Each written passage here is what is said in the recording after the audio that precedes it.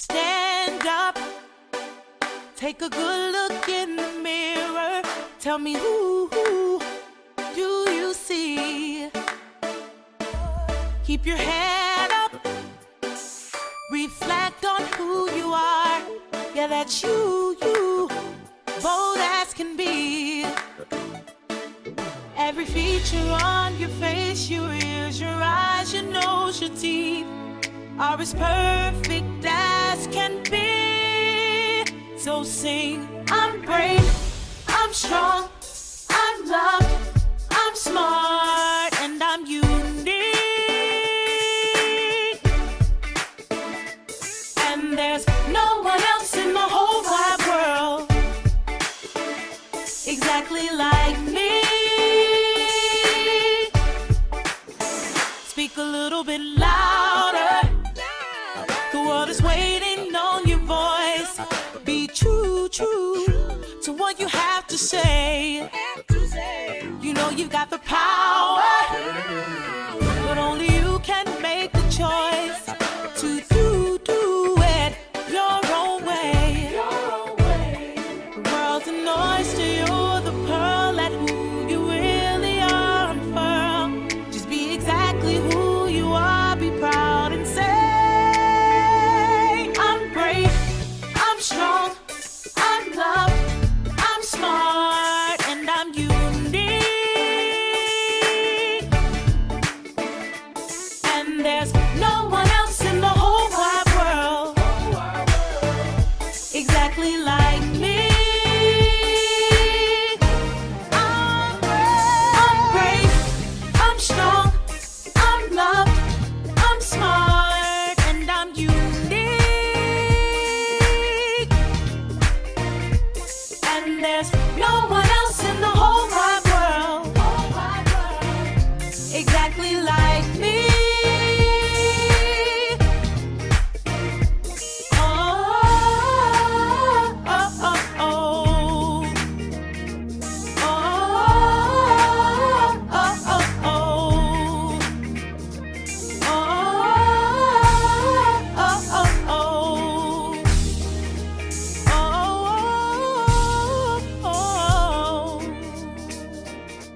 I'm brave, I'm strong, I'm loved, I'm smart, and I'm unique.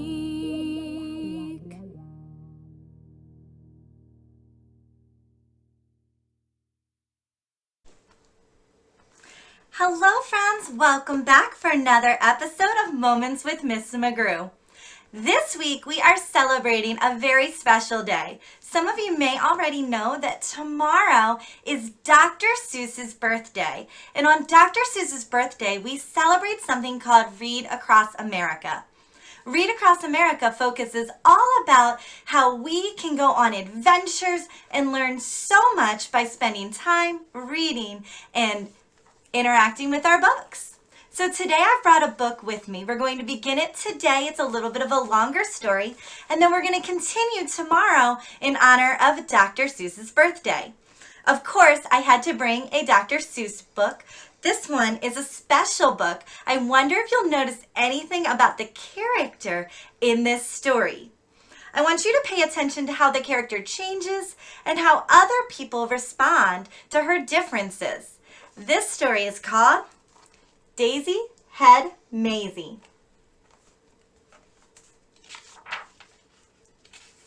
Daisy Had Mayzie by Dr. Seuss.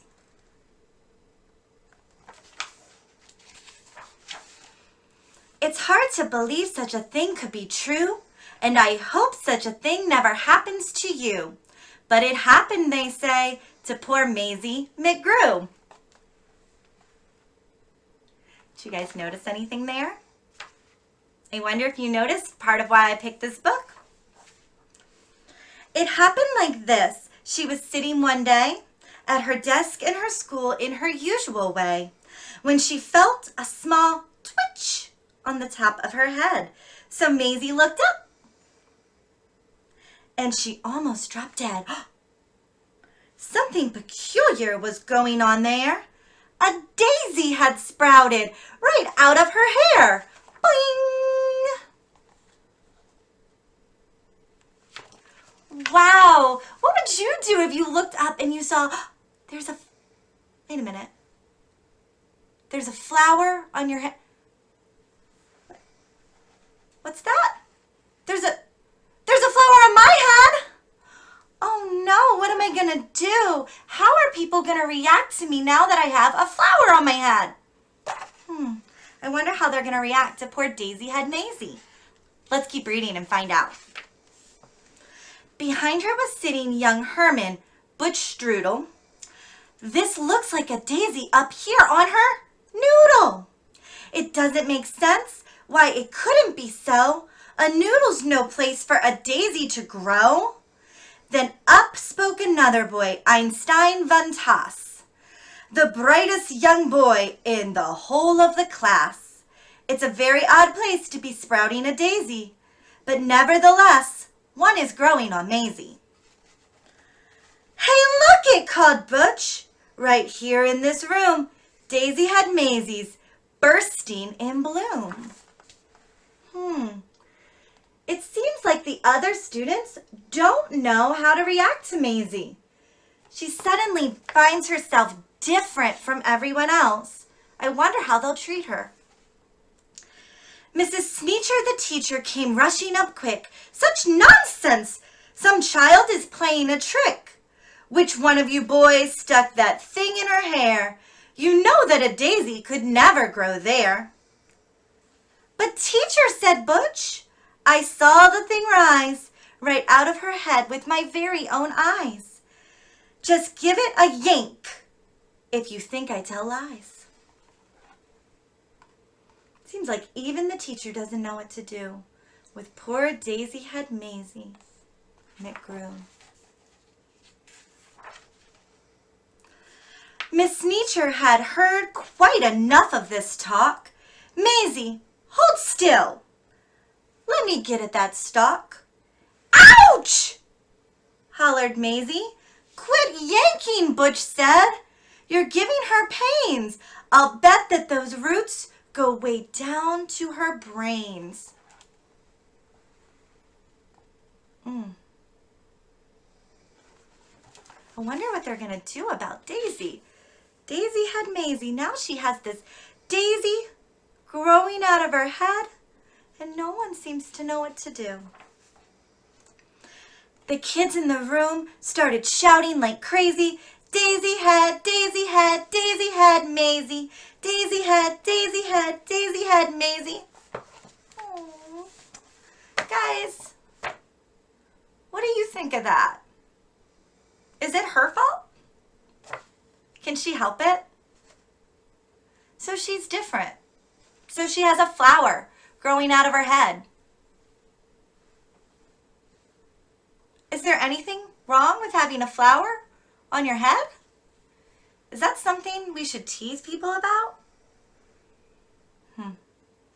I wonder what's going to happen. It doesn't seem like it's going very well for Daisy Head Mayzie. I don't think she even likes being called Daisy Head. Doesn't sound very kind. Children, be quiet. Miss Sneecher was puzzled. Good grief and alas, to think that this happened right here in my class. I've taught in this room 20 years, maybe more, but I've never seen anything like this before. I'll have to report it.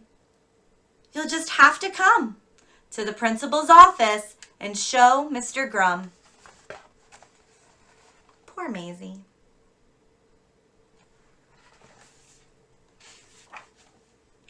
Now the principal, good Mr. Gregory Grum, was a very wise man, just as smart as they come. He knew more than anyone else in this nation about long division and multiplication.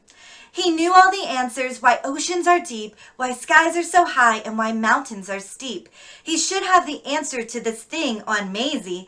My word, he declared, it's a genuine daisy. I've seen them quite often in fields growing wild, but never before on the head of a child. Now what in the world made this thing sprout? I have no idea, but I'm going to find out.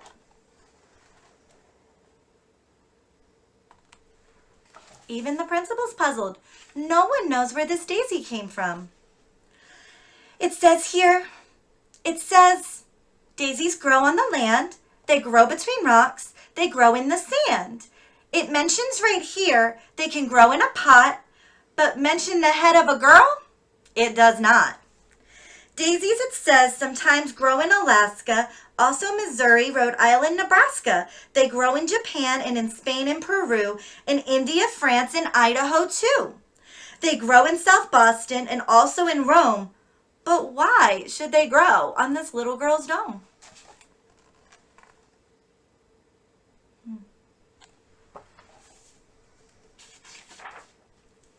Say, look, it says Mayzie. It's wilting, said teacher. How wonderful, Mayzie.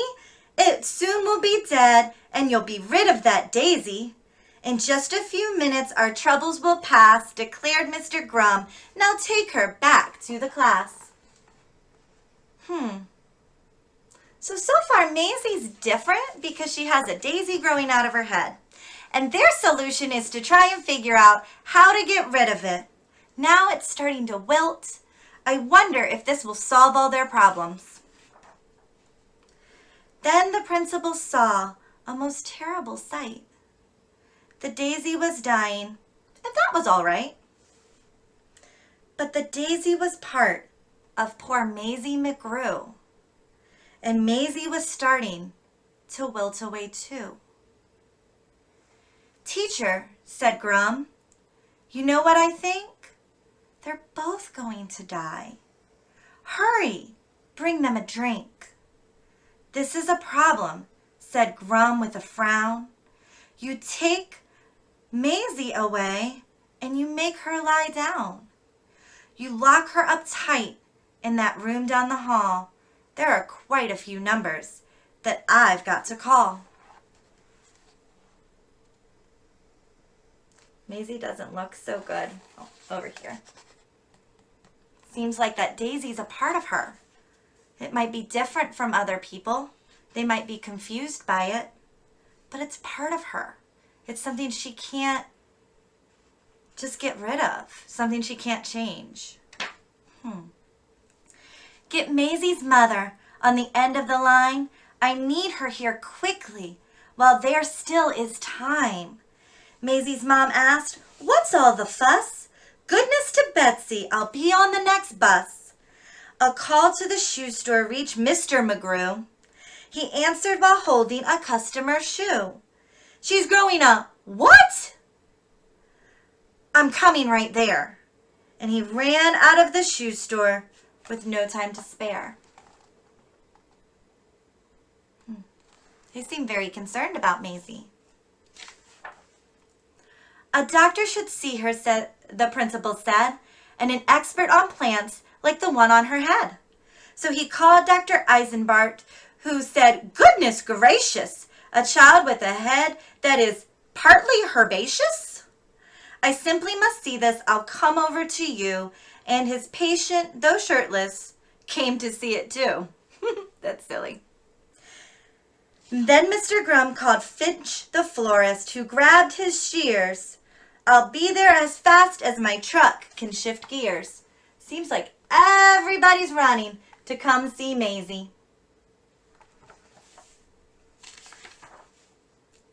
Meanwhile, poor Mayzie lay down on a couch. The daisy slumped down on its stem in a slouch. But the window was open because it was warm, and the sweet-smelling daisy attracted a swarm of bees! Bees! Bees! Oh, poor Mayzie. This daisy's causing her a lot of trouble.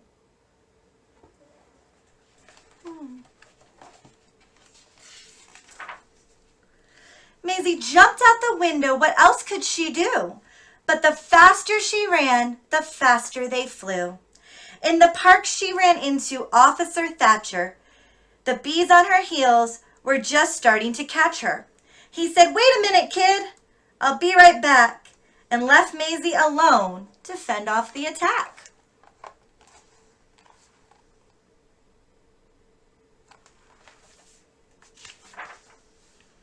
But that Roger returned with a fishbowl and bucket, into which went the fish from the bowl. Then he stuck it on top of her head. She felt like a fool. Kid, I'm taking you back to the school.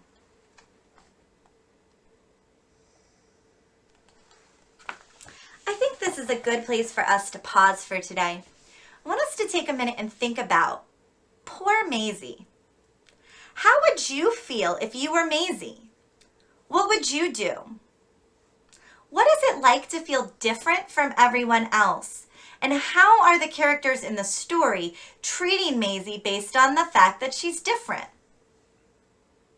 You see, all of us is a little bit different from each other. We may have things, not a daisy on our head, but things that feel like it, things that stand out from others, things that make us feel like maybe we don't fit in. It's important that when we look at other people, we accept their differences so they don't end up feeling like poor Mayzie. No one knows what to do with her difference, and so they tease her, they study her, they put a bowl on her head. I bet it doesn't feel very good to be Mayzie right now. I wonder what they could have done differently to make Mayzie feel special and to feel celebrated for that beautiful daisy growing out of her head. Take a minute and think about, what would you do if you saw poor Mrs McGrew? We're going to continue with our story tomorrow here on Moments with Miss McGrew. I'll see you then. I can't wait to see what happens to little Mrs McGrew. Until next time.